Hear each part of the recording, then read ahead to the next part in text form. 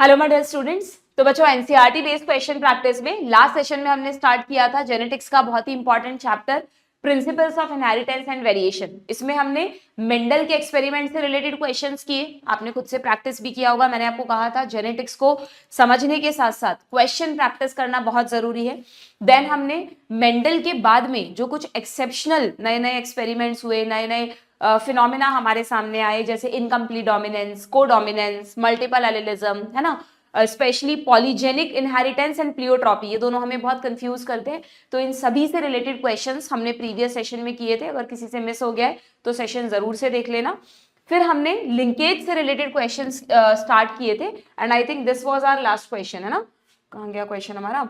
ये हमारा last question था जिसमें मैंने आपको बताया था कि फादर ऑफ एक्सपेरिमेंटल जेनेटिक्स जो कि मॉर्गन है, TH Morgan, Thomas Hunt Morgan, उन्होंने ड्रोसोफिला मेलानोगैस्टर यानी फ्रूट फ्लाई पर अपने एक्सपेरिमेंट्स किए और लिंकेज के एक इंपॉर्टेंट कॉन्सेप्ट को हमारे सामने रखा। भाई बहुत सीधी सी बात है, मैंने आपको पढ़ा रखा है NCERT line to line series में कि अगर हम जब मॉर्गन ने सेम मेंडल की तरह ही डाई हाइब्रिड क्रॉस किए, लेकिन मेंडल ने किए थे पी प्लांट पर और मॉर्गन ने किए फ्रूट फ्लाई पर, तो उनको लगा था कि वही रिजल्ट्स मिलने चाहिए जो मेंडल को मिले थे। 9:3:3:1 का जो रेशो है, अगर आप परसेंटेज निकालेंगे तो रिकॉम्बिनेशन और पेरेंटल कॉम्बिनेशन का जो परसेंटेज है, डिटेल में मैंने समझा रखा है, वही मिलना चाहिए, बट ऐसा हुआ नहीं।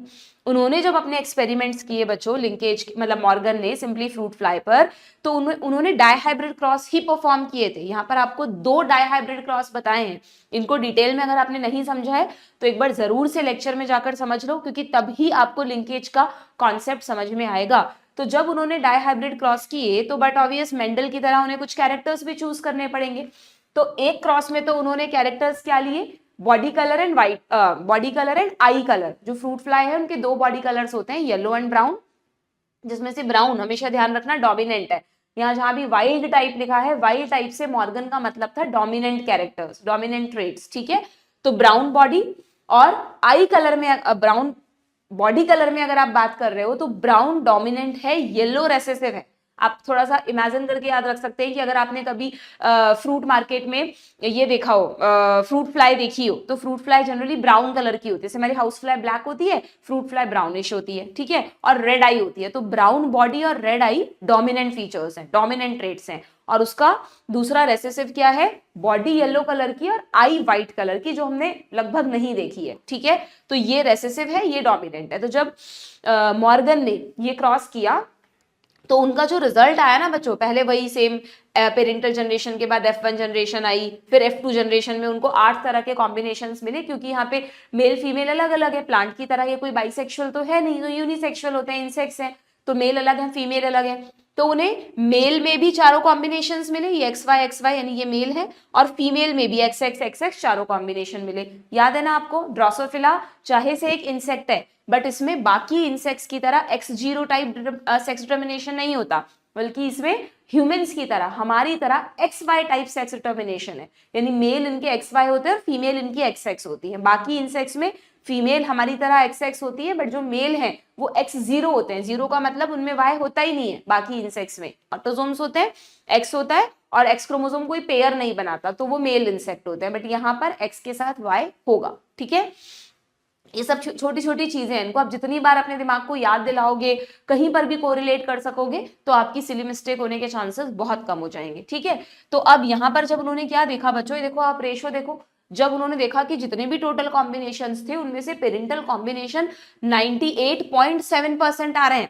अगर आपने मेंडल का क्रॉस किया है ढंग से, उसकी परसेंटेज निकाली है, जब मैंने आपको पढ़ाया था तो आपको ध्यान होगा वहां पर जो रेशो था वो ऐसा था, 62.5% पेरेंटल कॉम्बिनेशन थे और रिकॉम्बिनेशन थे 37.5%।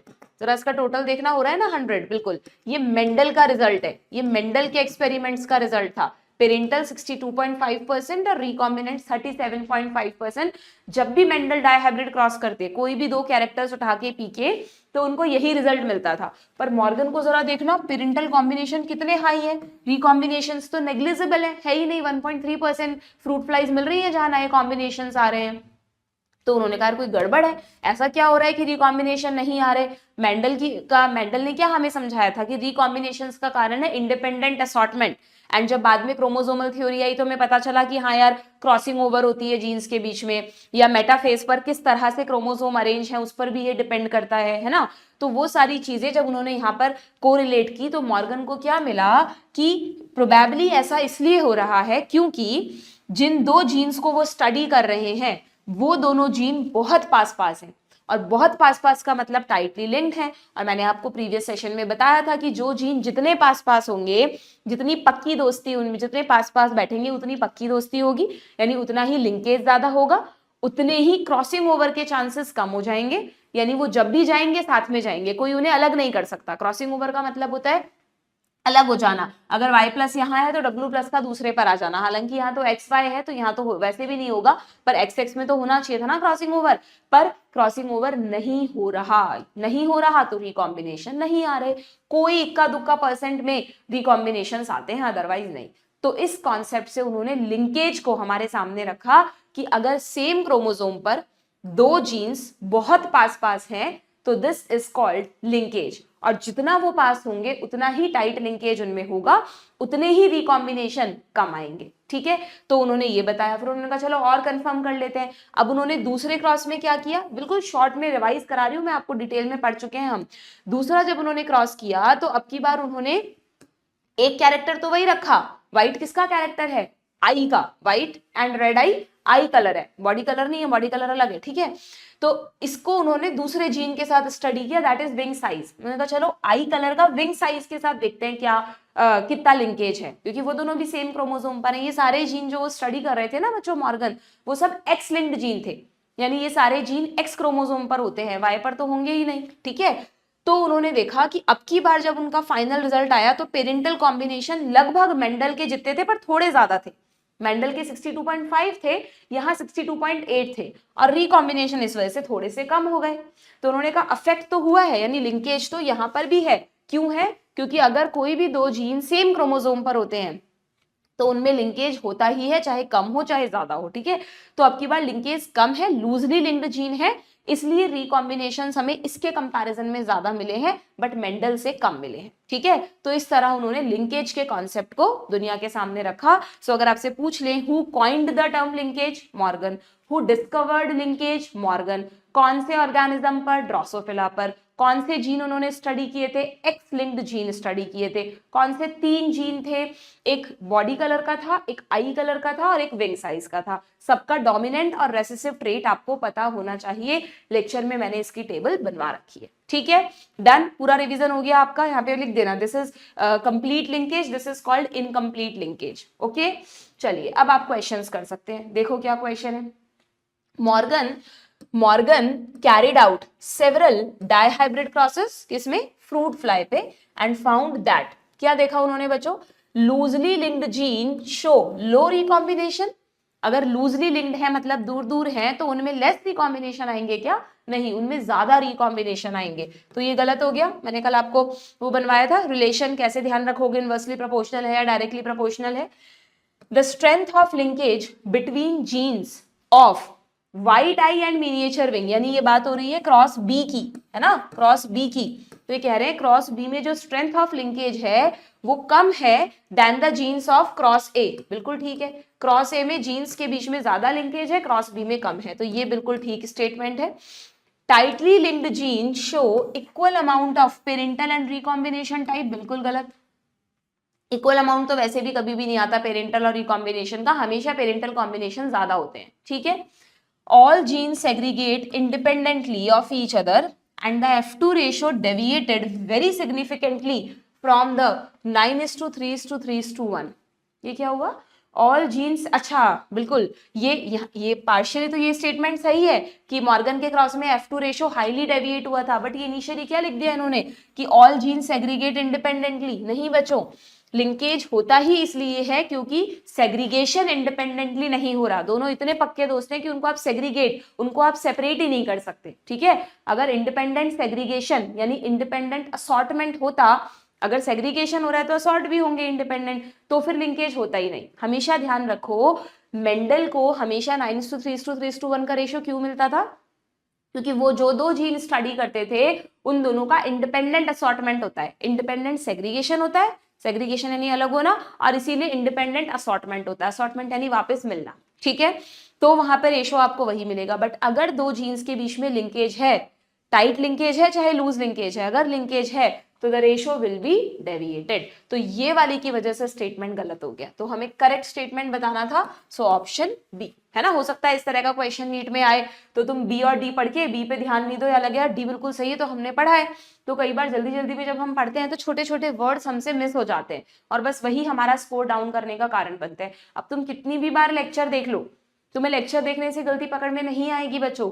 तुम जब तक खुद से क्वेश्चन प्रैक्टिस नहीं करोगे, खुद एक एक वर्ड पे फोकस करना नहीं सीखोगे, तब तक आप कोई भी अच्छे से अच्छा लेक्चर देख लो, कितने भी अच्छे से अच्छे नोट्स बना लो, आपकी क्वेश्चन प्रैक्टिस पे कमांड नहीं होगी। यानी वही पैटर्न आपको फॉलो करना है, किसी भी चैप्टर पे कमांड करना है। पहले बढ़िया सा लेक्चर देखो, अपने कॉन्सेप्ट बनाओ, नोट्स बनाओ, और उसके बाद वेरी एसेंशियल पार्ट, खुद से एटलीस्ट नंबर ऑफ क्वेश्चंस की प्रैक्टिस करो। एटलीस्ट इतने नंबर ऑफ क्वेश्चन होने चाहिए कि तुम्हारा उस कॉन्सेप्ट के लिए दिमाग पूरा खुल जाए एकदम अच्छे से, ठीक है। क्लियर, आगे बढ़े। नेक्स्ट क्वेश्चन क्या है, अच्छा ये डायग्राम बेस्ड क्वेश्चन है, दिख रहा है क्या तुम्हें डायग्राम अच्छे से? मैं बता देती हूँ तुम्हें क्या पूछा है यहाँ पर, क्लियरली नहीं दिख रहा I think. The experimental carried out by Morgan, if cross 1 genes are tightly linked. अच्छा इसमें वही सेम क्रॉस 1 और क्रॉस 2 दिखाया है बच्चों। क्रॉस 1 में येलो बॉडी और व्हाइट आई ले लिया, आप देखो जल्दीबाजी में गड़बड़ मत कर देना। यहाँ पे क्रॉस 1 एनसीईआरटी का क्रॉस बी है, और क्रॉस सेकंड नहीं, yellow body and white eye, ये क्या हो रहा है बच्चों? I am very sorry, diagram is not clear, that's why we are getting confused. Just a minute. Cross 1 में ये रहा, पास पास ही है वाई डब्ल्यू, इन्होंने वाइट आई यहाँ लिखा है तो मुझे लगा जीन को यहाँ दिखाया है, पास पास ही है, सॉरी। तो क्रॉस 1 क्रॉस ए है, बिल्कुल ठीक है। और क्रॉस 2 जिसमें white body and miniature wing, ये रहा डब्ल्यू ये रहा एम, दूर दूर है, तो दिस इज क्रॉस बी, ठीक है। तो क्या पूछा है क्वेश्चन में कि in cross 1 genes are tightly linked, ठीक है, and in cross 2 genes are loosely linked, then what will be the percentage of recombinants produced in cross 1 and cross 2? तो अभी आपने देखा क्रॉस ए में recombinants कितने आए थे, लगभग 1.3% आए थे, और क्रॉस बी में कितने आए थे, लगभग 37.2% आए थे आई थिंक, है ना। वैसे इतना डेटा बेस्ड क्वेश्चन नहीं पूछा जाता, यस, बट कोई बहुत मतलब मैंने तो नहीं देखा नीट में, यहाँ पे पूछ लिया कि तुम्हें ये बताने के लिए कि तुम एनसीईआरटी का कोई भी फैक्ट अवॉइड नहीं करोगे, तुम्हें पढ़ना सब है, याद रहे ना रहे सब कॉन्शियस माइंड में याद रहना चाहिए, ठीक है। तो यहाँ पे करेक्ट आंसर क्या होगा, ये रहा option B, 1.3 and 37.2%, okay. Next question में क्या पूछा है, करेक्ट ऑप्शन बताना है आपको। जेनेटिक मैप्स, अच्छा जब हम मॉर्गन का एक्सपेरिमेंट पढ़ते हैं उसके बाद हम लास्ट में ये भी पढ़ते हैं कि मॉर्गन के ही एक स्टूडेंट थे एल्फ्रेड स्टर्टिवेंट, है ना। एल्फ्रेड स्टर्टिवेंट, उन्होंने मॉर्गन के साथ ही बहुत सारा वर्क किया था, तो उनको ये बात समझ में आई, उन्होंने एक बहुत नया कॉन्सेप्ट दुनिया के सामने रखा स्टर्टिवेंट ने, जेनेटिक मैपिंग। अभी रिसेंटली नीट में इस पे क्वेश्चन आया था बच्चों, जीन मैपिंग, बोर्ड में भी पूछते हैं आपसे।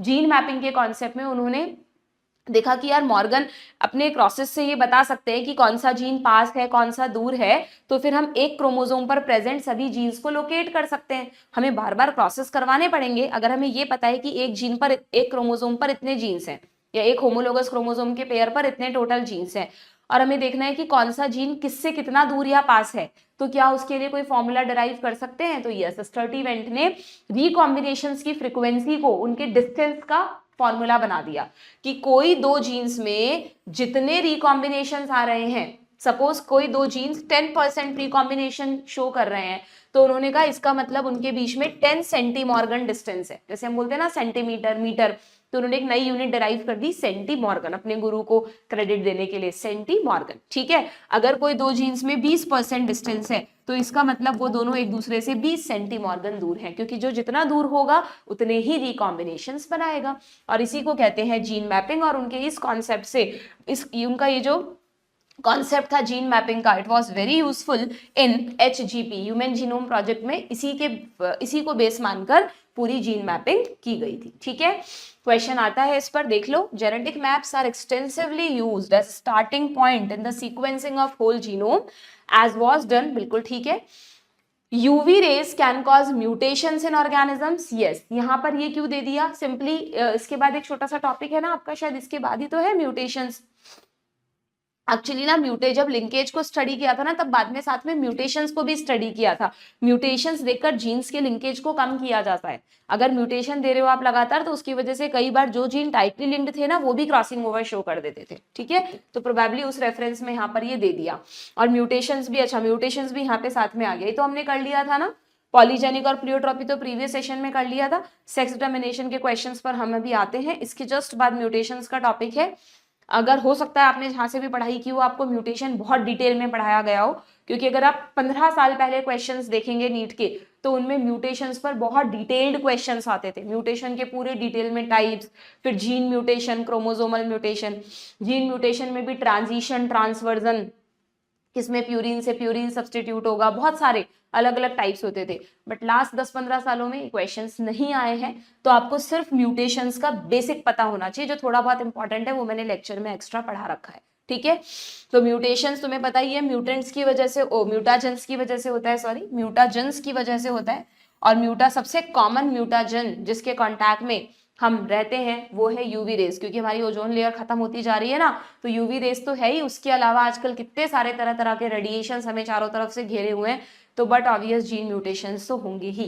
ठीक है, ओके, तो ये सही है क्या? नेक्स्ट कह रहा है कि deletion and insertion of base pair of DNA can cause frame shift mutation. अब जब मैंने तुम्हें म्यूटेशंस पढ़ाया था तो शॉर्ट में बताया था कि म्यूटेशंस दो तरह के होते हैं, एक पॉइंट म्यूटेशन, एक frame shift mutation. Point mutation का मतलब क्या होता है कि अगर मान लो ये कोई डीएनए है, ठीक है, ये अलग अलग इसके बेस पेयर्स है। तो सपोज करो एक स्ट्रैंड पे लिख देती हूँ मैं AGCGACTA कुछ भी, ठीक है। तो अब मान लो कि यहाँ पर बट ऑब्वियस अगर यहाँ पर ही है तो इनके कॉम्प्लीमेंट्री बेसिस यहाँ पर भी होंगे, है ना। अगर मान लीजिए पॉइंट म्यूटेशन क्या होता है, इस सी की जगह, मतलब ये जो भी है इस वाले बेस पेयर की जगह कोई दूसरा बेस पेयर आ जाए। सपोज यहाँ सी है तो उसकी जगह यहाँ पर जी आ जाए, ठीक है, या टी आ जाए या ए आ जाए, कोई भी आ सकता है इसकी जगह। तो क्या होगा, सिर्फ ये वाले पॉइंट पर ही चेंज हुआ ना, और जो पॉइंट था उसकी जगह कुछ नया आ गया। तो अगर आप इसको पहले ऐसे रीड करते, जब ये एमआरएनए बना था और एमआरएनए पर आप 3-3 के कोडोन में रीड करते, तो वो जो 3-3 के कोडोन होते, वो जो भी आप रीड करते उसमें सिर्फ यही वाला कोडोन बदलेगा ना बच्चों, बाकी कोडोन तो एज इट इज रहेंगे। तो इस तरह के म्यूटेशन को कहते हैं सब्स्टिट्यूशन म्यूटेशन। सब्स्टिट्यूशन या पॉइंट म्यूटेशन, सिर्फ एक पॉइंट पर ही सब्स्टिट्यूट यानी रिप्लेस हुआ है, तो वो कभी भी पूरे फ्रेम को चेंज नहीं करेगा, सिर्फ वही वाला कोडोन अफेक्ट होगा जो उससे कोड होता है, ठीक है। बट अगर मैं इस सीक्वेंस में यहाँ बीच में कुछ नया इंसर्ट कर दूं या इसको डिलीट कर दूं, तो आगे के सारे कोडोन्स बदल जाएंगे। एक नया ऐड कर दूं या डिलीट कर दूं तो सारे बदल जाएंगे, तो इसको कहते हैं फ्रेम शिफ्ट म्यूटेशन। वहां पर अगेन लेक्चर में जाके देख लेना, डिटेल में पढ़ाया हुआ है। तो ये कह रहा है डिलीशन एंड इंसर्शन की वजह से फ्रेम शिफ्ट म्यूटेशन होता है, यस, और सब्स्टिट्यूशन की वजह से पॉइंट म्यूटेशन होता है, यस, ठीक है। Mendelian disorders may be dominant और रेसेसिव, यस, बिल्कुल ठीक है, ये बात भी पढ़ा है हमने। ये पूरा कलेक्टिव क्वेश्चन है पूरे चैप्टर का, तो यहाँ पर ऑल स्टेटमेंट्स आर करेक्ट, ठीक है, डन। समझ में आ गया ये क्वेश्चन आप लोगों को? चलिए, तो ये हमारे लिंकेज एंड म्यूटेशन से रिलेटेड क्वेश्चन हो गए। अब हम आते हैं इसमें एक और बहुत सिंपल और इजी सा टॉपिक, बिल्कुल सिंपल और छोटा सा टॉपिक है, सेक्स डिटरमिनेशन। इस पर देखते हैं किस तरह के क्वेश्चंस पूछे जाते हैं। हाँ बच्चों, तो क्वेश्चन है which one of the following is correct, ठीक है, देखते हैं। Henking discovered the small Y chromosome. अब यहाँ पर एनसीईआरटी में एक्स और वाई दोनों के बारे में बता रखा है। जो ह्यूमंस के सेक्स क्रोमोसोम है उनमें से एक्स क्रोमोसोम को सबसे पहले देखा था हैंकिंग नाम के साइंटिस्ट ने, जब वो इंसेक्ट्स में स्पर्म फॉर्मेशन को स्टडी कर रहे थे, ठीक है। वाई क्रोमोसोम को स्टीवंस नाम के साइंटिस्ट ने बताया था, हालांकि उसके बारे में एनसीईआरटी में नहीं है तो हमसे नहीं पूछा जाएगा, ठीक है। तो यहाँ पर सिंपली ये गलत हो गया कि हैंकिंग ने वाई को डिस्कवर किया था, क्या, this is wrong one. Drosophila like human show XX XY sex determination, अभी अभी बताया, बिल्कुल ठीक है। ध्यान रखना, वैसे तो इंसेक्ट्स में X0 टाइप सेक्स डिटरमिनेशन होता है, यानी जो इसमें फोटो नहीं दिया, इसमें ड्रोसोफिला का फोटो दिया है। बाकी कोई इंसेक्ट होता तो मेल में आप XY नहीं लिखते, ओनली X लिखते, X के साथ उसका कोई पेयर नहीं होता, ठीक है, मेल इंसेक्ट्स में। फीमेल इंसेक्ट्स में हमेशा XX रहता है। ओके, तो वैसे तो इंसेक्ट्स में X0 टाइप सेक्स डिटर्मिनेशन होता है, उसका एग्जाम्पल भी दिया है तुम्हें ग्रास हॉपर। तो कंफ्यूज मत होना कि यार एनसीईआरटी में एक्सक्लूसिवली ग्रास हॉपर का भी नाम है और ड्रोसोफिला का भी नाम है, तो हम किस में याद रखें? आप मॉर्गन के क्रॉस से याद रखना कि मॉर्गन का क्रॉस जब हम बनाते हैं लिंकेज का, तो उसमें हमने XY बनाया था, वो ड्रोसोफिला का है, तो इसका मतलब ड्रोसोफिला में XY है। बाकी सभी इंसेक्ट्स इंक्लूडिंग ग्रास हॉपर में X0 है। ठीक है, तो यहाँ पर ये सही है। Birds have ZZ ZW type of sex determination where females are ZZ। गड़बड़ काम, हमेशा ध्यान रखना बर्ड्स में हमसे जस्ट ऑपोजिट होता है। ह्यूमंस में या इंसेक्ट्स में सब में मेल हेट्रोगैमिटी है, यानी मेल दो तरह के गैमीट्स बनाते हैं। जो स्पर्म्स बनते हैं उनमें से आधे स्पर्म्स में X होता है, आधे स्पर्म्स में Y या 0 होता है। अगर कोई इंसेक्ट है तो 0, ड्रोसोफिला है तो Y, ह्यूमंस है तो Y, इसको कहते हैं मेल हेट्रोगैमिटी। लेकिन अगर हम बर्ड्स की बात करें बच्चों, अगर हम बर्ड्स की बात करें तो डू रिमेंबर बर्ड्स में फीमेल हेट्रोगैमिटी होती है, यानी इनमें तो जिनमें मेल हेट्रोगैमिटी होती है जिन स्पीशीज में, उनमें फीमेल कैसी होगी? होमोगैमस। फीमेल XX होगी तो वो एक ही तरह का ओवा बनाएगी जिसमें X होगा। लेकिन बर्ड्स यहाँ पर एक्सेप्शन है, क्योंकि बर्ड्स में जो फीमेल बर्ड्स हैं, यानी जो ओवम बनता है, वो दो तरह के क्रोमोसोम कैरी करता है। या तो ओवम कैरी Z क्रोमोसोम या तो ओवम कैरी W क्रोमोसोम, यानी फीमेल बर्ड्स ZW होती है और मेल बर्ड्स जो हैं वो ZZ होते हैं। ये बात दिमाग में एकदम अच्छे से आपको बिठा देनी है अपनी। ठीक है, तो this is the wrong one. Grass hopper show XX XY sex determination, ये भी गलत है क्योंकि ग्रास हॉपर यूजुअल इंसेक्ट्स में आएगा, तो यहाँ पे correct statement is the B1। ठीक है, समझ में आ गया? सिंपल सा क्वेश्चन है, आगे बढ़ते हैं। असर्शन रीजन टाइप क्वेश्चन है। इन हनी बी, अच्छा हाँ, सेक्स डिटर्मिनेशन में ज्यादा कुछ डिटेल में इतनी सारी जो थ्योरी दी है वो कुछ खास काम की नहीं है। आपको मेन पॉइंट्स याद रखने हैं कि किसमें किस तरह का सेक्स डिटर्मिनेशन है। XX XY हो गया ह्यूमंस में और ड्रोसोफिला में, XX X0 हो गया इंसेक्ट्स में, और ZZ ZW ये फीमेल बर्ड है। ठीक है, ये हो गया बर्ड्स में। इसके बाद आपकी बुक में हनी बी का सेक्स डिटर्मिनेशन अलग से दिया है। ह्यूमंस का तो हमें पता ही है, हमने पहले भी पढ़ा था। हनी बी का सेक्स डिटर्मिनेशन अलग से दिया है जो कि बहुत इंपॉर्टेंट है, यहां से भी क्वेश्चंस पूछे जाते हैं और ये बहुत ही अलग टाइप का है। मैंने आपको पहले भी बताया था एक बार कि हनी बी एक ऐसी स्पीशीज है जिसमें मेल हैप्लॉइड जबकि फीमेल डिप्लॉइड होती है। ऐसा तो हमने कहीं नहीं पढ़ा। हम ये तो पढ़ते हैं कि चलो बैक्टीरिया हैप्लॉइड है, कुछ प्रोटिस्ट है वो हैप्लॉइड है, फंजाई किंगडम पूरा हैप्लॉइड है, पर जो भी स्पीशीज हैप्लॉइड है उसके मेल और फीमेल दोनों हैप्लॉइड होते हैं ना, या जो भी स्पीशीज डिप्लॉइड है उसके मेल और फीमेल दोनों डिप्लॉइड होते हैं। बट हनी बी एकदम ही अलग तरह का सेक्स डिटर्मिनेशन है। हनी बी में जो फीमेल्स हैं वो डिप्लॉइड होती है जबकि मेल्स आर हैप्लॉइड ऑर्गेनिजम्स। और नॉट ओनली हनी बी बच्चों, और भी कुछ इंसेक्ट्स ऐसे हैं, जैसे इंसेक्ट्स में एक वास्प होता है WASP वास्प, कुछ मॉथ्स भी हैं MOTH मॉथ्स, इनमें मेल हैप्लॉइड एंड फीमेल को डिप्लॉइड बनाया गया है। ठीक है, तो मेल में जो भी फीमेल में क्रोमोसोम का नंबर होगा मेल में उसका आधा, या जो भी मेल में होगा फीमेल में उसका डबल। तो आपको हनी बी में एग्जैक्ट नंबर ध्यान रखना है, नीट में क्वेश्चन आया हुआ है, बोर्ड्स में भी पूछते हैं। Male honey bee has 16 chromosome and female honey bee but obvious 32 होगा। ठीक है, अब सुनो, अब जब ये गैमीट्स बनाएंगे, क्योंकि फीमेल पहले से 2n है, तो गैमीट बनाते वक्त मियोसिस करेगी, क्योंकि गैमीट्स तो n होते हैं, तो 16-16 हो जाएंगे। लेकिन मेल जो कि पहले से ही n है, वो गैमीट बनाते वक्त मियोसिस कैसे करेगा भाई? अगर उसने मियोसिस कर लिया तो n/2 कंडीशन हो जाएगी, n/2 कंडीशन तो एग्जिस्ट ही नहीं करती, तो यहाँ पर माइटोसिस होगा। ये अलग से क्वेश्चन आया था कि हनी बी में मेल कौन सा सेल डिवीजन करता है ड्यूरिंग स्पर्मेटोजेनेसिस, तो मियोसिस नहीं करना है, यहाँ पे माइटोसिस करना है। सिंपली सेल मल्टीप्लाई करके गैमीट्स बना देती है। ठीक है, उसके बाद का तुम्हें पता होगा कि यहाँ पर दो ऑप्शंस होते हैं। जो फीमेल गैमीट है, ये जो फीमेल गैमीट है, दोनों में से कोई एक गैमीट कंसीडर कर लो, मान लो ये वाला गैमीट। ठीक है, अब ये फीमेल गैमीट को अगर मेल गैमीट नहीं मिले तो female honey B can do parthenogenesis, जैसा प्लांट्स में पढ़ाया था। पार्थेनोजेनेसिस का मतलब होता है फीमेल गैमीट बिना फर्टिलाइजेशन के डिवाइड करके एम्ब्रियो बना दे।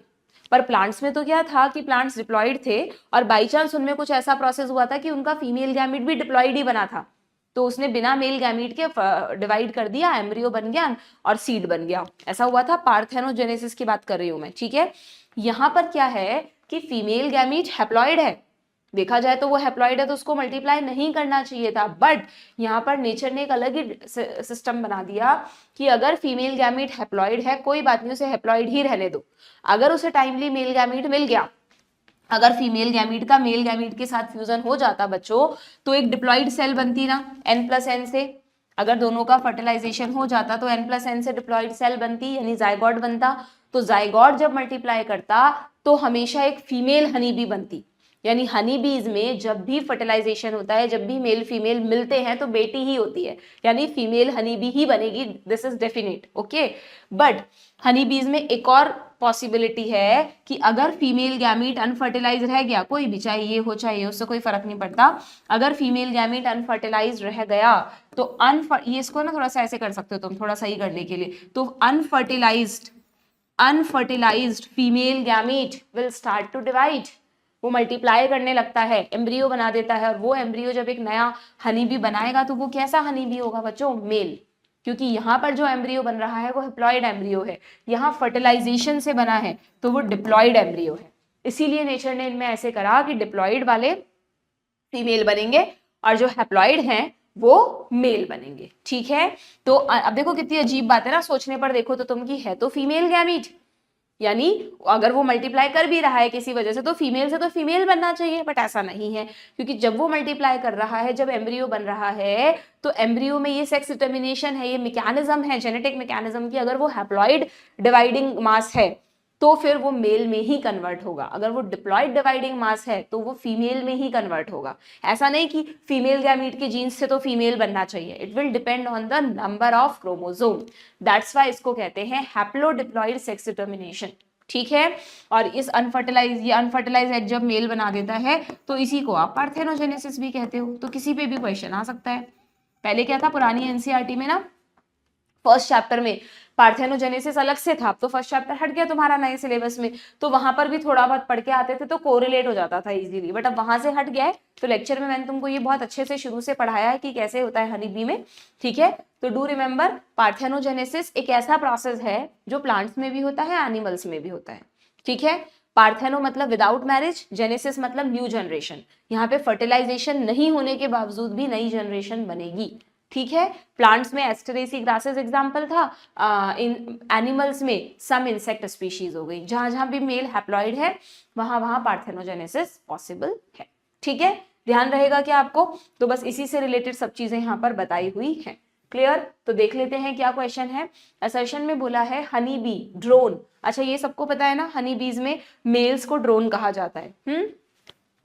तो male have 16 chromosome while queen has 32 chromosomes. ठीक है, ये भी ध्यान रखना, हनी बी में मेल को ड्रोन्स कहते हैं, और जो फीमेल बीज होती है ना बच्चों, उन फीमेल बीज में से एक क्वीन बी होती है, एक ही बी हाइव में एक क्वीन बी होती है, और बाकी सब वर्कर बीज होती हैं। बहुत बार मैंने देखा है आप लोग गड़बड़ कर देते हो कि आपको लगता है यार वर्कर तो मेल होते होंगे जो सारा काम करते हैं, क्योंकि जनरली हमारी सोसाइटी में अब तो खैर सब कुछ चेंज हो गया, अब तो मेल फीमेल दोनों वर्किंग है, लेकिन जनरली हमारे दिमाग में होता है जो ज्यादा मेहनत मजदूरी वाला काम कर रहे हैं वो मेल होने चाहिए, वो ज्यादा ताकतवर है, तो कई बार आप ये समझ जाते हो कि वर्कर बीज मेल है, बट नहीं, एक बी हाइव में वर्कर बीज फीमेल बीज हैं बच्चों, जो रिप्रोडक्शन में पार्टिसिपेट नहीं कर सकती, दे आर स्टेराइल बीज।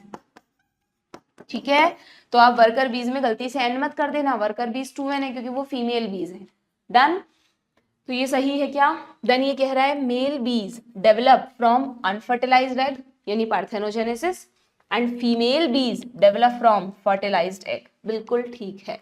ओके, और क्या हम इसका रीजन मान सकते हैं बच्चों, देखना जरा, कि male bee develop from unfertilised egg यानी एन, इस वजह से हनी बी में मेल के पास 16 क्रोमोसोम है और फीमेल के पास 32 क्रोमोसोम है ना, मतलब थोड़ा सा कंफ्यूजिंग तो है, हालांकि अगेन आई एग्री, बहुत सारे एयर टाइप क्वेश्चंस ऐसे होते हैं बच्चों जिनमें ना हमें लगता है कि यार ये इसका रीजन हो भी सकता है और नहीं भी, एंड अनफॉर्चुनेटली वहां पे अगर बहुत लॉजिकल एक्सप्लेनेशन है दोनों चीजों का ही, तो फिर एग्जामिनर ने एनटी ने जो आंसर की में दिया है वही उसी के अकॉर्डिंग आंसर देना पड़ता है ना। वैसे मैंने देखा है नीट में ऐसे क्वेश्चन नहीं आ रहे एआर टाइप जो उलझाएं तुम्हें, बुक्स में होते हैं बट नीट में नहीं आते, बहुत सीधे क्वेश्चन पूछते हैं, तो डोंट वरी। ठीक है, तो यहाँ पर आप दोनों में से कुछ भी टिक कर सकते हैं, इसको नॉट भी मान सकते हैं, किसी बुक में नॉट भी लिखा हो सकता है, किसी में ये भी लिखा हो सकता है, क्योंकि आप देखो ना ये असर्शन में कह रहा है कि हनी बी में मेल के पास 16 है और फीमेल के पास 32 है, क्योंकि मेल बनता है पार्थेनोजेनेसिस से और फीमेल बनता है फर्टिलाइज्ड एग से। तो बहुत हद तक ज्यादा तो मुझे करेक्ट ही लग रहा है, तो मैं I will go with option D. ठीक है, नेक्स्ट क्वेश्चन पर आते हैं। Which feature is a good example of polygenic inheritance? शुरू में बता दिया था प्रीवियस सेशन में, पॉलीजेनिक यानी मैनी जीन्स कहाँ होते हैं, एक तो हमारा स्किन कलर, एक हमारी हाइट। ठीक है, तो human height and skin colour लो, पहला ही एग्जांपल मिल गया, सीधा सीधा आंसर हो गया। ये सब याद है तुम्हें, ABO blood grouping, multiple allelism, flower colour Mirabilis में incomplete dominance, hair pigment of mouse, tongue rolling, ये सब अब नहीं पूछते। Human eye colour, sickle cell anaemia, sickle cell anaemia क्या है, डिसऑर्डर है, ये रेसेसिव डिसऑर्डर है ना। सेक्स लिंक्ड या ऑटोसोमल, कैसे याद रख रखा है तुमने, डिसऑर्डर्स में भी बताऊंगी, रिवाइज करवाऊंगी। डिसऑर्डर्स में हमेशा ध्यान रखो H एंड C, जैसे तुम फिजिक्स में HC वर्मा बुक पढ़ते हो ना, तो जो एक्स लिंक्ड डिसऑर्डर है उसमें तुम्हें HC याद रखना है, हीमोफीलिया और कलर ब्लाइंडनेस, बाकी सब ऑटोसोमल है। ठीक है, करेंगे अभी रिवीजन करेंगे डिसऑर्डर्स का। चलिए नेक्स्ट क्या है, ह्यूमन स्किन कलर को 3 पेयर ऑफ जीन्स कंट्रोल करते हैं। यस, पॉलीजेनिक में कितने भी हो सकते हैं, एनसीईआरटी में क्लियरली दिया है कि ह्यूमन स्किन कलर के लिए there are 3 pair of genes, ये रहा A, B एंड C। ठीक है, 3 जीन्स है, मतलब क्या लिखा है यहाँ पे, एक मिनट, 3 पेयर ऑफ जीन्स। ओहो, human skin colour is controlled by 3 pair भी कह ही सकते हैं ना बच्चों, एक बार देखना जरा, ये एक जीन है कि 1 पेयर ऑफ जीन कहेंगे हम इसको, वैसे टेक्निकली गलत है ना वो, इसको हमें 1 पेयर ऑफ एलील कहना चाहिए, नहीं 1 पेयर ऑफ एलील है ना, और या फिर इसको कहना चाहिए 1 जीन, जीन तो एक ही है ना, 1 पेयर जीन तो नहीं कह सकते। ठीक है, फिर ये दूसरा जीन किसी और क्रोमोसोम पे भी हो सकता है, मैं तो समझाने के लिए बना रही हूँ, ये तीसरा जीन। ठीक है, तो या तो होना चाहिए 3 जीन्स या होना चाहिए 3 पेयर ऑफ एलील्स। एक बार देख लेते हैं एनसीईआरटी में क्या लैंग्वेज लिखी है, पढ़ लेते हैं। Human skin colour in polygenic trait the phenotype reflect the contribution of each allele. To understand this better, let us assume that 3 genes, not 3 pair of genes, A, B and C control skin color. ठीक है, अब क्योंकि सबकी dominant और recessive form है तो allele कितने हो गए, टोटल 6 एलील्स हो गए। ठीक है, तो फिर उस अकॉर्डिंग तो मैं इसको गलत मानूंगी भाई। ठीक है, हो सकता है किसी बुक में क्वेश्चन दिया और जल्दीबाजी में ध्यान नहीं करके इसको करेक्ट भी मान लिया, ऐसी गलतियां मैंने बुक्स में देखी है, बट प्लीज अपने कॉन्सेप्ट्स के अकॉर्डिंग ही आंसर टिक करो। Skin colour in human show pleiotropic inheritance, skin colour में प्लियोट्रॉपी आएगा क्या, नहीं, स्किन कलर पॉलीजेनिक का एग्जांपल है बच्चों, प्लियोट्रॉपी का बिल्कुल नहीं है। यहाँ पर बोथ आर इनकरेक्ट, देखा मैं आपको कह रही थी ना, नहीं है इसमें ऑप्शन, यहाँ पर टेक्निकली असर्शन एंड रीजन दोनों इनकरेक्ट है, बट वो वही है, या तो अगर इसमें ऑप्शन नहीं है तो फिर इस क्वेश्चन में हम करेक्शन कर देते हैं, मैं करवा दूंगी इसमें करेक्शन, यहाँ पर 3 पेयर्स ऑफ नहीं आना चाहिए, simply human skin colour is controlled by 3 genes, तब ये सही है और ये गलत है, तो फिर A is correct but R is not correct. ठीक है, कभी भी किसी भी बुक से क्वेश्चन करो, कहीं से कुछ भी पढ़ो, जब भी कोई डाउट हो अपने कॉन्सेप्ट्स पर यकीन करो। ठीक है, तुम चलो हमें तो इतने साल हो गए तो हमें तो एक्सपीरियंस है, उससे हम बता देते हैं, तुम्हें तो नहीं होता इतना, तो उस केस में आप अपने टीचर से कंसल्ट करो, उनसे पूछो कि ये क्वेश्चन ऐसा है, हमें ये डाउट आ रहा है, क्या ये सही है कि गलत है। ऐसे मत माना करो बच्चों कि किसी बुक में कोई क्वेश्चन छप गया तो बस छप गया, ये क्वेश्चन में गलती हो ही नहीं सकती। बहुत बार प्रिंटिंग मिस्टेक्स हो जाती हैं, बहुत बार एरर्स हो जाती है, जल्दीबाजी में नहीं ध्यान रहता तो गलतियां हो सकती हैं, बट उसकी वजह से आप अपना कॉन्सेप्ट ही बदल डालो या गलत को सही मान लो, ये नहीं होना चाहिए। ठीक है, और ये तुम्हें सिर्फ तुम्हारे टीचर्स ही बता सकते हैं, क्योंकि तुम्हें इतना नहीं आता कि यार हाँ गलती को सही करें, या तुम्हें लगेगा कि ये तो कोई नया कॉन्सेप्ट भी हो सकता है। ठीक है, क्लियर। चलिए आगे बढ़े क्या हम नेक्स्ट क्वेश्चन पर आते हैं। ये गड़बड़ मत करना बच्चों, प्लियोट्रॉपी और पॉलीजेनिक को सेम मत कर देना। प्रीवियस सेशन में बताया था कि पॉलीजेनिक नाम में ही आ रहा है, मेनी जीन्स एक कैरेक्टर को कंट्रोल कर रहे हैं, that is human skin colour. अब एक कैरेक्टर के लिए टोटल 6 एलील हो गए ना, तो वो 6 एलील में से कितने डोमिनेंट और कितने रेसेसिव, तो उससे मल्टीपल फिनोटाइप्स बनेंगे। तो मल्टीपल फिनोटाइप पॉलीजेनिक में भी आते हैं, पर कैरेक्टर एक ही है, उसकी वजह से भी मल्टीपल फिनोटाइप्स आए हैं। जबकि प्लियोट्रॉपी में क्या होता है, प्लियोट्रॉपी में क्या होता है बच्चों, प्लियोट्रॉपी में मैनी जीन्स नहीं होते, वन जीन होता है, सिर्फ एक ही जीन होता है और वो मैनी कैरेक्टर्स को कंट्रोल कर रहा होता है। और क्योंकि मैनी कैरेक्टर्स हैं तब तो मैनी फिनोटाइप्स होंगे ही होंगे, बहुत अच्छे से बताया था प्रीवियस सेशन में मैंने। तो मैनी फिनोटाइप्स तो दोनों में कॉमन है, आपको ये ध्यान रखना है कि जीन मैनी है कि नहीं है, ठीक है, ओके। प्लियोट्रॉपी के एग्जांपल्स पता है ना, पीकेयू, फिनाइलकीटोन्यूरिया, सिकल सेल एनीमिया, ये सब प्लियोट्रॉपी में ज्यादातर डिसऑर्डर्स के थ्रू उसको समझाया जाता है। Next question, chromosomal aberrations, aberrations मतलब म्यूटेशंस, ये म्यूटेशंस वाले टॉपिक से क्वेश्चन है, आप देखेंगे तो वहां पर क्लियरली ये वर्ड लिखा हुआ है। आई डोंट नो आप एनसीईआरटी को इतना ध्यान से पढ़ते हैं या नहीं, इसीलिए सीरीज में मैंने एक एक वर्ड आपको पढ़ाया हुआ है ना। नहीं देखे हैं आपने लेक्चर्स तो प्लीज देखो। क्रोमोसोमल एबरेशंस, एबरेशन का सिंपली मतलब है एबनॉर्मैलिटीज, डिसऑर्डर्स, ठीक है, जनरली कैंसर केसेस में होते हैं, लिखा है they are commonly observed in cancer cells, ठीक है। सिंगल जीन म्यूटेशन अगर होगा ना, सब्सटीट्यूशन या फ्रेम शिफ्ट, तो उसकी वजह से जो डिसऑर्डर्स होते हैं वो अलग है, जो आप इसमें आगे जितने भी मेंडेलियन डिसऑर्डर्स पढ़ते हो वो जनरली वो जीन डिसऑर्डर्स हैं। पर अगर पूरे के पूरे क्रोमोसोम में एबनॉर्मैलिटी आ रही है, एक ज्यादा है या एक कम है, या उसकी बहुत बड़ी आर्म में कोई चेंज हो गया है क्रोमोसोम की आर्म में पूरी की पूरी, तो फिर उससे बड़े लेवल के सिंड्रोम्स या कैंसर इस तरह के डिसऑर्डर्स होते हैं। जो आपके सिंड्रोम्स हैं लास्ट में वो सब क्रोमोसोमल की वजह से है, ठीक है, क्लियर है क्या, ओके। आगे देखते हैं, chromosomal aberrations are commonly observed in cancer cell, सीधा सीधा एनसीईआरटी की लाइन है। The aberrations in chromosome results due to loss of a segment of DNA और gain of a segment, segment पूरा का पूरा सेगमेंट का गेन या लॉस हो रहा है, ठीक है, तो उसकी वजह से क्रोमोसोमल म्यूटेशंस आएंगे, ठीक है। तो बोथ स्टेटमेंट आर करेक्ट, दोनों सही है यहाँ, ओके। लिखा है तुम्हारी एनसीईआरटी में, सब दे रखा है, कुछ भी मैंने मन से नहीं बनाया, मतलब कोई भी क्वेश्चन ऐसा नहीं जो तुमने नहीं पढ़ा हो, लॉस और gain of a segment of DNA, ठीक है। आगे देखना क्यों जरूरी है, हम क्यों बार बार एनसीईआरटी खोल के उससे देखते हैं, तुम्हें हैबिट बनानी है। अगर तुमने मेरी पूरी NCERT line to line series देख ली है, उसके बाद तुम मेरे से क्वेश्चन प्रैक्टिस कर रहे हो और फिर भी तुम्हारी ये हैबिट नहीं पड़ी ना अब तक भी, कि जब भी तुम बायो को पढ़ते हो तो एनसीईआरटी को साथ में लेकर बैठते हो, तो आपको कोई एडवांटेज नहीं हुआ अपना इतना टाइम इन्वेस्ट करने का। आपकी हैबिट बन जानी चाहिए, बायो का कुछ भी सॉल्व करो एनसीईआरटी आपके पास हो, उठ के देखने में जोर नहीं आना चाहिए, बस तुरंत खोलो और देखो, ठीक। चलिए, pick out the correct statement, correct बताना है भाई, फिर से बताओ। Haemophilia is a sex linked recessive disease, अभी बताया था HC, हीमोफीलिया किस में आएगा, एक्स लिंक्ड में आएगा, यस एक्स लिंक्ड रेसेसिव, आपकी बुक में सारे एक्स लिंक्ड रेसेसिव वाले ही हैं। अच्छा, यानी यहाँ पर हम नेक्स्ट टॉपिक के क्वेश्चन स्टार्ट कर चुके हैं, दैट इज जेनेटिक डिसऑर्डर्स, ठीक है। पेडिग्री के क्वेश्चंस बाद में करेंगे, पहले क्लासिफिकेशन मैंने पढ़ाया हुआ है आपको, जितने भी जेनेटिक डिसऑर्डर्स हैं दो कैटेगरी में डिवाइडेड है, मेंडेलियन और क्रोमोसोमल, ठीक है।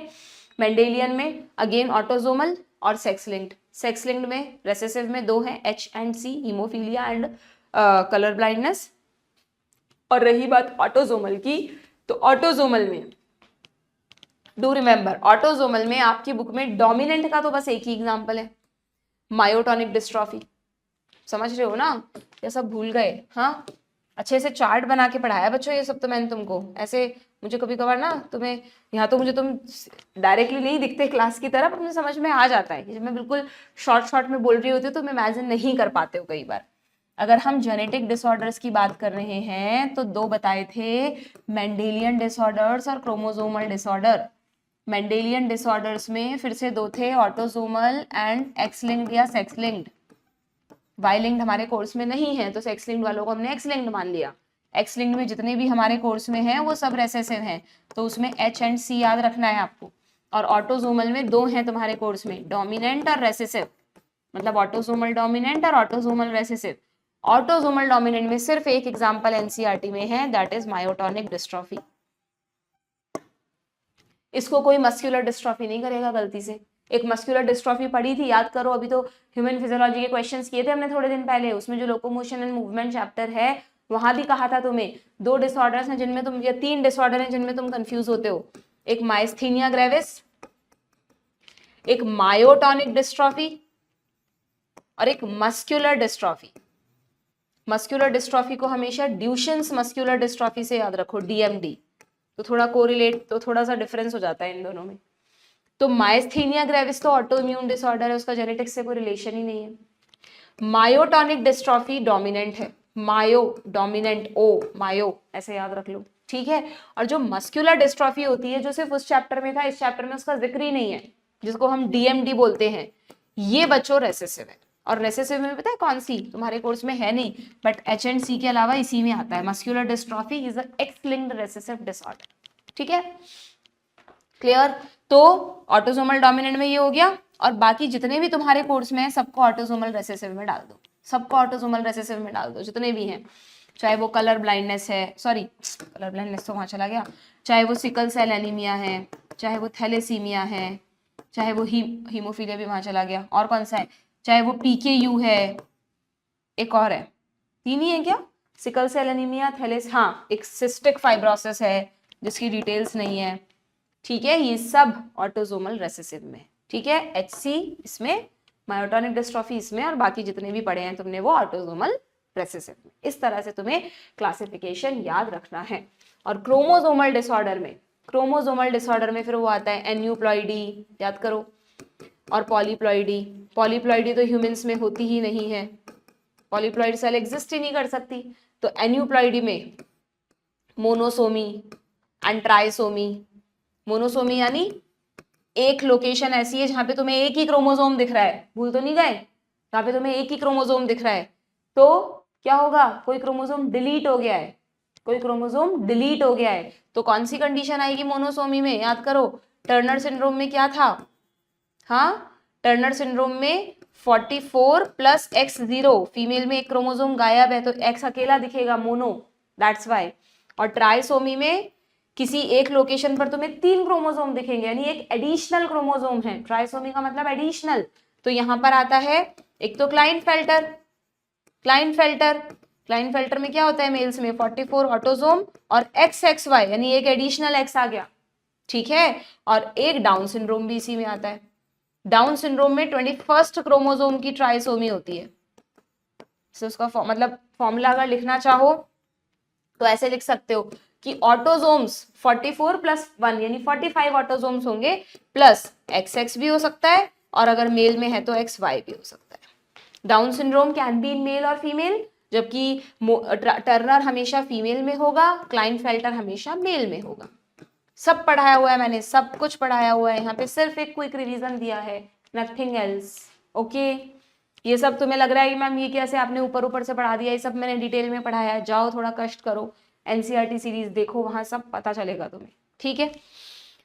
कर ले जेनेटिक डिसऑर्डर्स के क्वेश्चन भी कर ले, डू वी हैव टाइम, कितने क्वेश्चन है हमारे पास, अभी तो होगा टाइम, कितने क्वेश्चन और हैं इस चैप्टर के, देख लो एक बार जरा, कितने कर लिए हमने, 27 क्वेश्चन कर लिए, 30 है तो सही, 10 क्वेश्चन कर लोगे क्या, दे दोगे साथ इतना,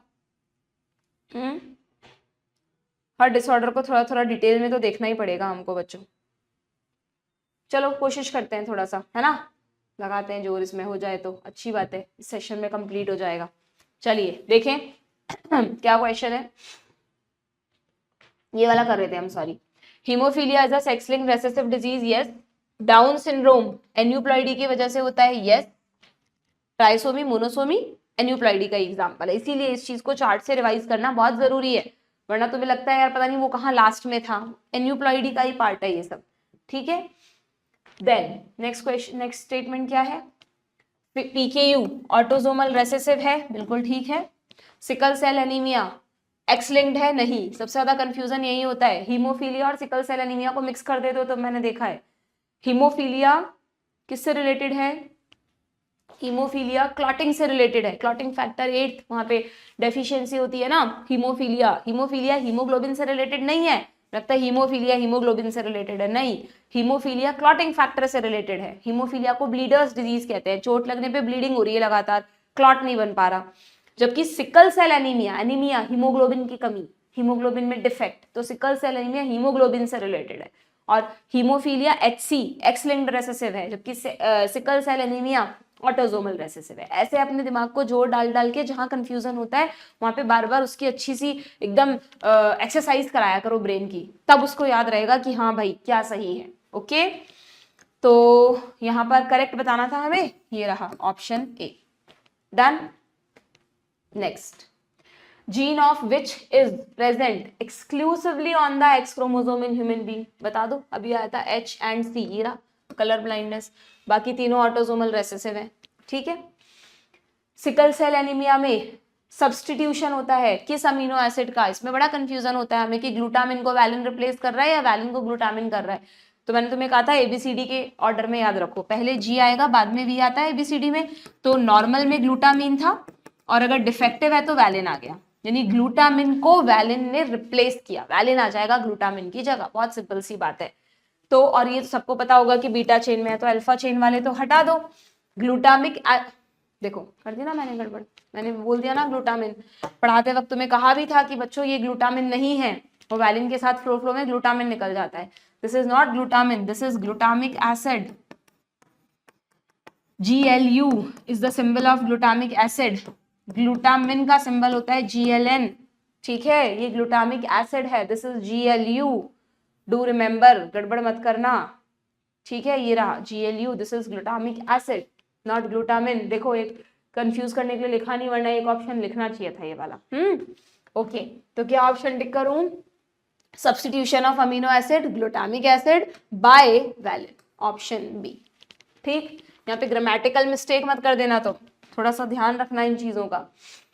हाउ मैनी स्टेटमेंट रिगार्डिंग, अगर कभी ऐसे थोड़ा ग्रामेटिकली कंफ्यूजन हो ना, हल्की फुल्की इंग्लिश में प्रॉब्लम हो, तो जनरली इसीलिए बोलते हैं कि नीट में आप हिंदी, जिसको इस तरह की प्रॉब्लम होती है वो हिंदी मीडियम ऑफ लैंग्वेज टिक किया करो पेपर में, क्योंकि जो भी हिंदी मीडियम टिक करता है ना उसको बाइलिंगुअल पेपर मिलेगा। बहुत सारे बच्चे मुझसे पूछते हैं मैम हम हिंदी मीडियम टिक करेंगे, पूरा पेपर हिंदी में मिल गया, तो हिंदी का पेपर छपता ही नहीं है।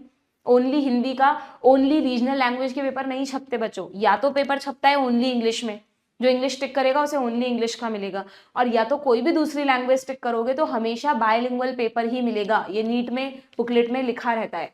ठीक है, तो डोंट वरी अबाउट दैट। बल्कि हिंदी वर्जन भी होगा साथ साथ में, तो कहीं कोई अटक रहा है हल्की फुल्की इंग्लिश में तो आप उसकी हिंदी देख सकते हो। ठीक है, चलिए। How many statement regarding thalassaemia are correct?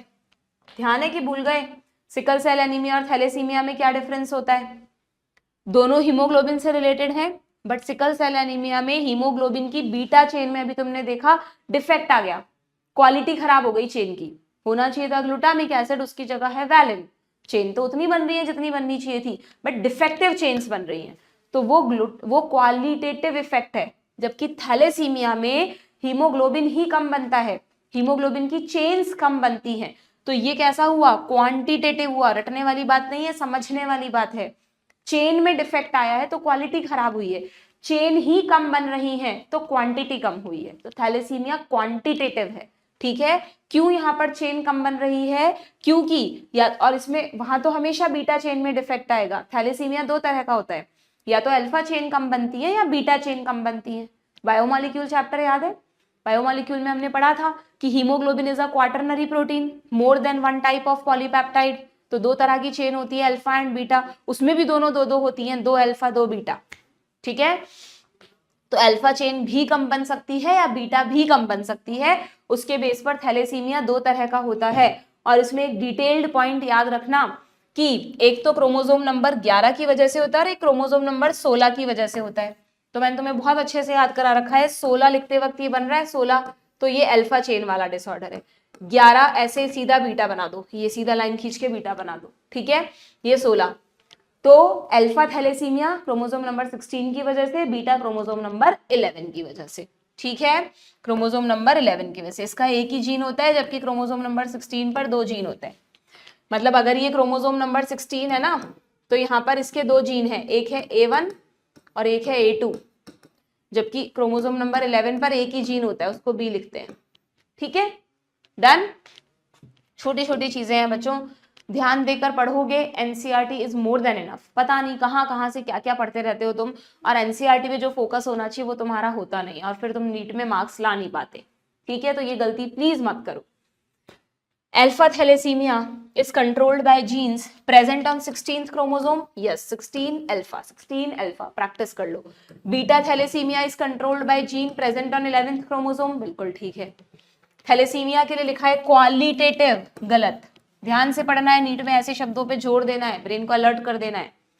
It is an autosomal recessive disorder, बिल्कुल ठीक है। यानी हमें क्या बताना है, कितने करेक्ट हैं? Option C, 3 statements are correct. ठीक है, आगे बढ़ जाओ। Abnormal visioned man, yes, colour blindness पर जनरली क्वेश्चन आता है तो क्रॉस की फॉर्म में आता है, तो ब्लड ग्रुप्स पे और कलर ब्लाइंडनेस पर। Normal visioned man whose father was colour blind, अगर मैं खुद नॉर्मल विजन्ड है यानी उसके पास एलील नहीं है, colour blindness HC x link disorder है ना, एलील नहीं है, पर इसके फादर कलर ब्लाइंड थे। फादर से एक मेल को एक्स मिलता है या वाई मिलता है? अगर फादर से एक्स मिला होता तो क्या ये सन होता? नेवर। फादर से हमेशा सन को वाई मिलता है। तो फादर कलर ब्लाइंड थे भी तो फादर में तो एक्स पे रहा होगा ना, एक्स तो मिला ही नहीं इसको फादर से, तो कोई दिक्कत नहीं है, इस मेल में कुछ नहीं आया। Marries a woman whose father was also colour blind, अब अगर फीमेल, अच्छा फीमेल क्या है, फीमेल का नहीं बताया हमें कि ये फीमेल कलर ब्लाइंड है या नहीं, बस ये कह दिया कि इनके फादर कलर ब्लाइंड थे। तो फीमेल को फादर से क्या मिलता है बताओ? फीमेल को वाई तो मिलेगा नहीं फादर से, एक्स ही मिलेगा, और अगर फादर कलर ब्लाइंड थे तो डेफिनेटली इस फीमेल में एक एक्स पर तो एलील है। मदर के लिए कुछ लिखा नहीं तो हम मान के चलेंगे नॉर्मल मदर नहीं होंगी, तो हम इसको एक्स बना देते हैं। इसका मतलब फीमेल कैरियर है, कलर ब्लाइंड नहीं है। ठीक है, अगर ये इस तरह के क्वेश्चंस में तुम्हें कंफ्यूजन होता है तो अगेन वही कहूंगी, हर कंफ्यूजन का एक ही इलाज है, NCERT line to line series, उसमें मैंने सब कुछ अच्छे से पढ़ाया है। तुमने टाइम निकाल के देखा या नहीं है तुम पर डिपेंड करता है। ठीक है, now they have their first child as a daughter, इन दोनों की शादी हुई, इनकी डॉटर हुई, तो what are the chances that this child would be colour blind? क्या डॉटर को डिजीज हो सकती है बच्चों? देखो जरा, अगर फीमेल से एक एक्स डॉट मिला होगा तो यहाँ से एक्स मिलेगा, अगर फीमेल से ये एक्स मिला होगा तो यहाँ से भी एक्स मिलेगा, सीधा सीधा 0%। अगर मेल पूछते कि इनका जो बच्चा है मेल होता तो बताओ क्या चांसेस होते? अगर मेल होता तो यहाँ से तो डेफिनेटली वाई मिलता, हाँ यहाँ से अगर ये वाला एक्स मिल जाता तो मेल चाइल्ड में डिजीज होती, ये वाला एक्स मिलता तो नहीं होते। नहीं, मेल चाइल्ड में 50-50% चांसेस है, बट फीमेल चाइल्ड में 0% चांसेस। ठीक है, क्लियर? अगर ऑल ओवर प्रोजेनी पूछेंगे, मेल फीमेल ना करके ऑल ओवर पूछेंगे, तो ऑल ओवर में आप कहेंगे सब में से 25% बच्चों में डिजीज होने के चांसेस है। इस तरह के क्वेश्चंस में ध्यान रखना, जो एक्स लिंक्ड होते हैं वहां पे सन की प्रोबेबिलिटी पूछ सकते हैं, डॉटर की पूछ सकते हैं और ऑल ओवर पूछ सकते हैं। ऑटोसोमल में तो सन डॉटर जैसा कुछ है नहीं, जो भी है ऑल ओवर आएगा। ठीक है, बट एक्स लिंक्ड में आपको ध्यान रखना है, सन में कैसे निकालना है मैं बताया, डॉटर में कैसे निकालना है, ऑल ओवर कैसे देखना है। बी स्पेसिफिक, बी केयरफुल कि क्वेश्चन की लैंग्वेज क्या कह रही है। ठीक है, डन है, आगे बढ़ते हैं। Of a normal couple half the sons are haemophilic, haemophilia वही colour same concept X link colour blindness वाला, and half the daughters are carrier, यानी हम बना लेते हैं half the sons are haemophilic, तो ये वाली कंडीशन और ये 50% सन में डिजीज है and half of the daughters are carrier, same ही तो केस आ गया जो अभी हम देख रहे थे, है ना। The gene is located on, अच्छा ठीक है, मेरे को लगा क्या पूछ रहे हैं, जीन तो एक्स पर ही होगा। एक्स क्रोमोसोम किसका, फादर का या मदर का? तो अभी अभी हमने किया है तो हम यहाँ थोड़ा एडवांटेज ले लें, टाइम बचा लें अपना। फादर में तो है ही नहीं, मदर में है। ठीक है, तो मदर के एक्स क्रोमोसोम पर ये रहा, और मदर में भी one of the x chromosome पर एलील है, तब ही ये कंडीशन आएगी। ठीक है, क्रॉस करके देख लेना। A daughter can not be colour blind unless her, again देख लो, इसी कंडीशन से देख लो, a daughter can not be colour blind unless her father is colour blind, अगर फादर कलर ब्लाइंड होते और मदर एटलीस्ट कैरियर होती तब ही डॉटर में एक्स लिंक डिजीज जाती है बच्चों। मान लो फादर कलर ब्लाइंड है, मदर कैरियर भी नहीं है, तो again daughter could be safe, daughter को मतलब होगी क्या, देखना जरा, एक्स डॉट नहीं, कभी भी नहीं होगी। तो डॉटर में एक्स लिंक डिसऑर्डर सिर्फ और सिर्फ तब आते हैं जब या तो दोनों अफेक्टेड हों, तब तो होगा ही होगा, मदर फादर अफेक्टेड हो और मदर एटलीस्ट कैरियर हो, तभी haemophilia and colour blindness daughters में होते हैं। इसीलिए ये दोनों डिजीज सन में ज्यादा और डॉटर में कम देखने को मिलती है, लिखा हुआ है एनसीईआरटी में। ठीक है, तो a daughter can not be colour blind unless her mother is colour blind, नहीं, ओनली मदर के कलर ब्लाइंड होने से काम नहीं चलेगा। Father is colour blind, only उनसे भी काम नहीं चलेगा। Both parents are colour blind, या फिर वो कंडीशन लिखी होती कि father is colour blind and mother is carrier at least. ठीक है, तो इसलिए मुझे यहाँ पर सी ऑप्शन टिक करना पड़ रहा है, समझ गए क्या तुम? इसलिए सी ऑप्शन टिक करना पड़ रहा है। ओके ठीक है, वरना ये भी कर सकते थे हम कि unless father is colour blind. NCERT में देखो तुम, एनसीईआरटी में जब तुम ये वाला कॉन्सेप्ट पढ़ोगे ना बच्चों, कलर ब्लाइंडनेस और ये वाला हीमोफीलिया वाला, उसमें लिखा हुआ है, ये रहा, a daughter will not normally be colour blind unless her mother is a carrier and her father is colour blind. तुम यहीं से लाइन उठा लो, मैम एनसीईआरटी में लिखा है हर फादर इज कलर ब्लाइंड, तो ये क्यों नहीं है? पूरी लाइन पढ़ो, मदर भी एटलीस्ट कैरियर होनी चाहिए, तो या तो फिर बोथ कर दो कलर ब्लाइंड, या फिर वो वाली कंडीशन होनी चाहिए थी। ठीक है, क्लियर? चलिए, assertion क्या है? Colour blindness is more common in males than in females. Colour blindness is more common in males than in female, अभी अभी बताया। सेम स्टेटमेंट हीमोफीलिया पे भी अप्लाई होता है। In colour blindness a person can not differentiate between red and green colour, yes, but ये इसका explanation नहीं है। रेड एंड ग्रीन कलर में नहीं कर पाता, ध्यान रखना। ठीक है, 3 हमारे प्राइमरी कलर है ना आई में, ब्लू रेड ग्रीन BRG, तो इसमें से रेड और ग्रीन कलर में डिफरेंशिएट नहीं कर पाता। विच आर करेक्ट वन, बताओ भाई। एन्यूप्लॉइडी का क्वेश्चन आ गया। ठीक है, यहाँ पर एक चीज तुम्हें ध्यान रखनी है, जब तुम क्रोमोसोमल डिसऑर्डर्स पढ़ना शुरू करते हो तो यहाँ पे एक इंपॉर्टेंट पैराग्राफ है, इससे मैंने देखा है कई बार क्वेश्चंस आए बच्चों।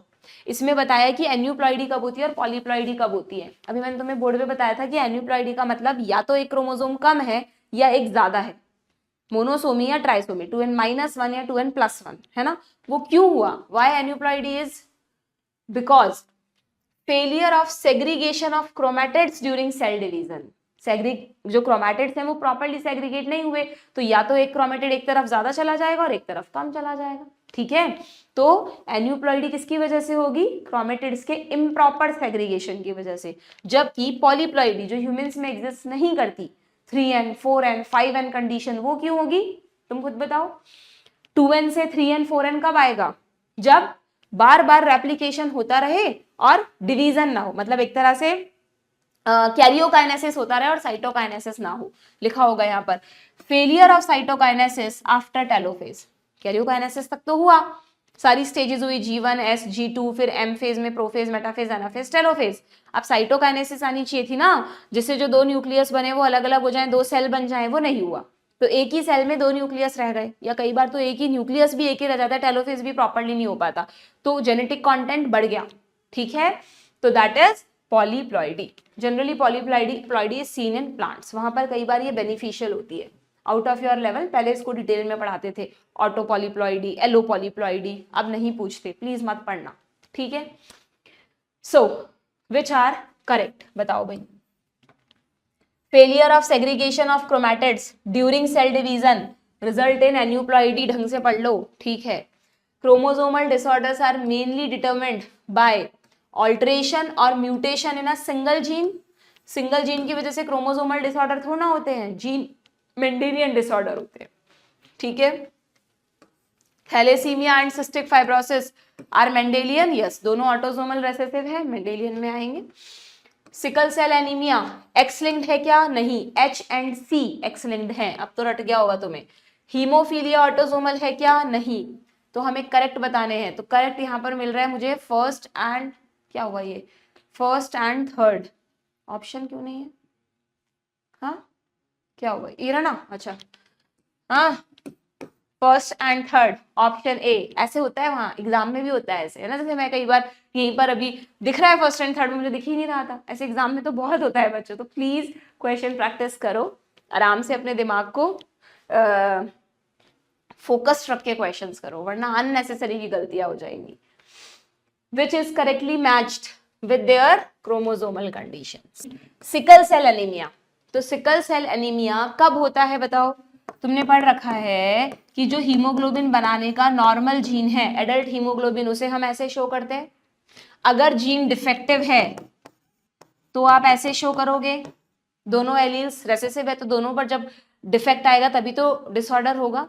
अगर कोई पर्सन हेटेरोजाइगस है, अगर कोई पर्सन हेटेरोजाइगस है तो इस कंडीशन में कैरियर तो है, पर क्या इसको सिकल सेल एनीमिया होगा? नहीं, क्योंकि sickle cell anaemia recessive disorder है, दोनों क्रोमोसोम्स पर, दोनों उस पे ऑटोसोम पर स्काइलीन होना चाहिए। ठीक है, तो ये कह रहा है कि sickle cell anaemia heterozygous condition में हो जाएगी, गलत।